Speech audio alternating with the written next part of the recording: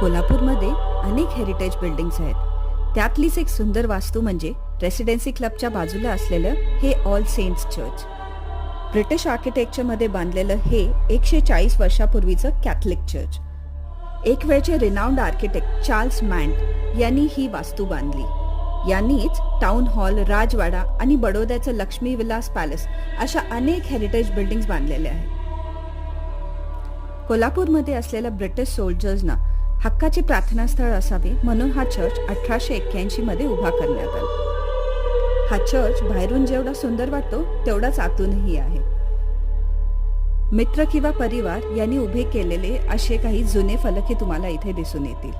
आतल्या प्रत्येक वस्तूवर तुम्हाला एक जुनी छाप दिसेल.